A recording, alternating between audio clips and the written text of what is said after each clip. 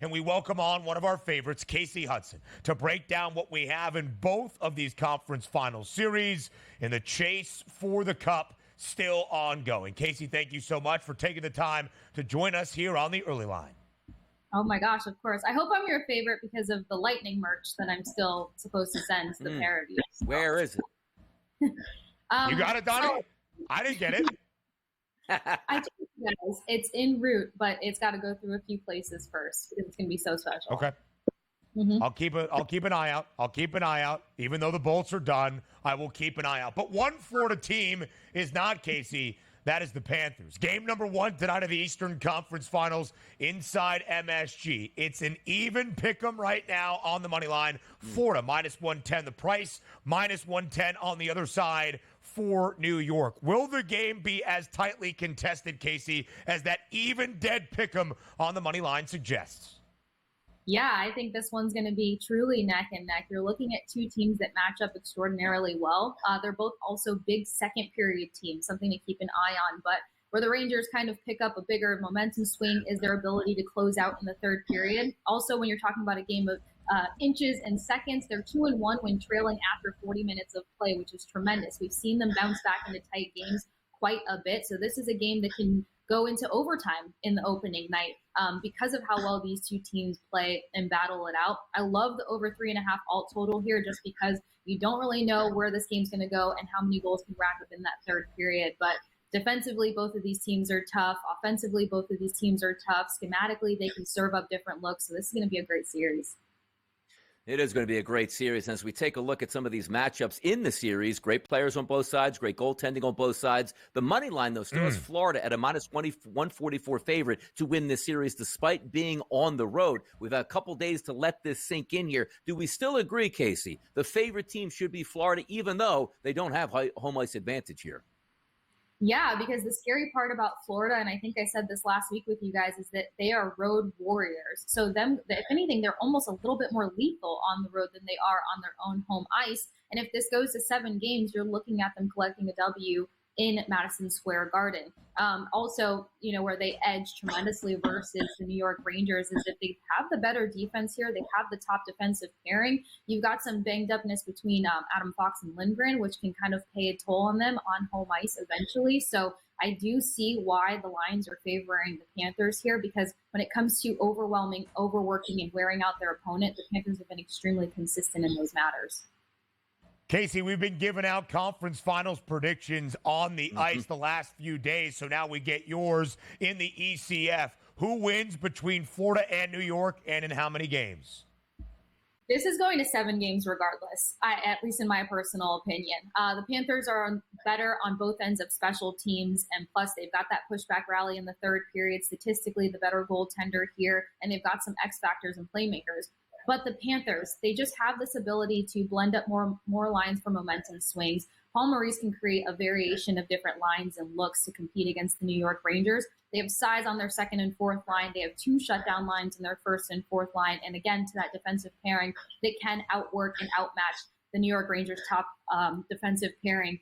Then you're looking at guys like Tarasenko, who played in the playoffs with the New York Rangers last year. You've got a few ex-Rangers on the Panthers side, and I've seen how that plays out in favor of the opposing team. So crazy enough, I do see the Rangers as the best team, but I think that the Panthers can worm their way in there. They were so close last year, and that chip on your shoulder just kind of gives you a leg up. There you go. Last stand in Madison Square Garden. The Knicks weren't able to get it done. Could the Rangers be the toast of the city? We'll certainly find out. Western Conference Finals action should be an awesome series here as well, Kasey. The Oilers taking on the Stars. A slight favorite. Now, Dallas is the home ice advantage team here over the 7 games. They're a slight favorite at the FanDuel Sportsbook at a minus 125 price here. Edmonton at a short dog at plus 104. What can we anticipate from this series with a lot of superstar talent on the ice?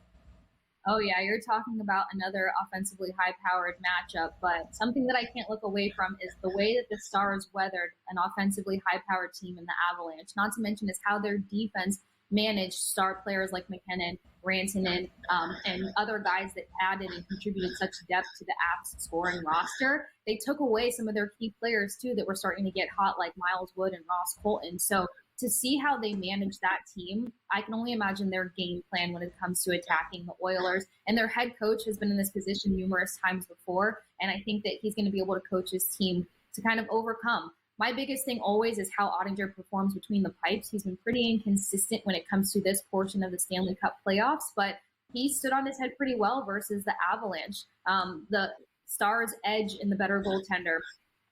Even strength scoring, they're tremendous. They're 8th best on 5-on-5 expected goals in the NHL throughout the season heading into playoffs. And Nurse and whoever he's paired with for the Oilers has been really underwhelming during this entire playoffs. So I think that the Oilers are going to get a little bit more of an offensive battle than they did with the Canucks. Canucks didn't have much scoring depth. The Dallas Stars are known for their scoring depth. Not to mention is that they don't have to rely on special teams to get the job done. Oilers really just have special teams and momentum swings coming after that. So if the Stars blue line and Chris Tanev, who's been outstanding, isolates McDavid, isolates Draisaitl, isolates Bouchard and some other guys, then you're looking at the Dallas Stars taking this one maybe in 6 or 7 games. I'm leaning to 6. That's what the odds makers are saying right now, plus 194 for both 6 and 7 games. Dallas opens up the Western Conference Finals tomorrow night on home ice as a slight money line favorite. The Stars have been a little shaky to start at home in each of their first 2 series here in the Stanley Cup postseason. We've got some specials available on the FanDuel Sportsbook for any of these 2 series. To go to 7 games, it's minus 120. You think New York and Florida gets to 7. Dallas and Edmonton may be getting to 7. Kasey, as you see that graphic, any of those plus money prices catch your fancy? Oh my gosh, yes. I think one of my favorite ones is the any team to score a game-time goal in the last 30 seconds. We're talking about conference finals. We've seen a number of games where guys, Canucks and Preds, for instance, 6.2 seconds on the clock, they tie things up and push it to overtime. That is what makes hockey so exciting. That's what makes the Stanley Cup playoffs so unique. You're going to see this. Taking it back to that Rangers-Florida Panthers game, you know, Trouba and Miller, if they're paired together, they've allowed some of the most goals as a defensive pairing. So the Florida Panthers are that team that with 15 seconds on the clock can throw a puck in the back of the net and push things into overtime. Both the Rangers and the Panthers are really good at forcing overtime chances, and Rangers are really good when it comes to overtime. So I actually like the tying goal at 30 seconds. I even love it at 15 seconds, especially for that Eastern Conference final. Taking some good cash swings right there. Let's take a look at the Stanley Cup odds here. Not a lot of respect for the President's Cup trophy winners, the New York Rangers. Why? They're a plus 380 price in last place right now at the FanDuel Sportsbook. Panthers plus 230, Stars plus 240, Edmonton plus 270. Do we agree with these price points here, Kasey?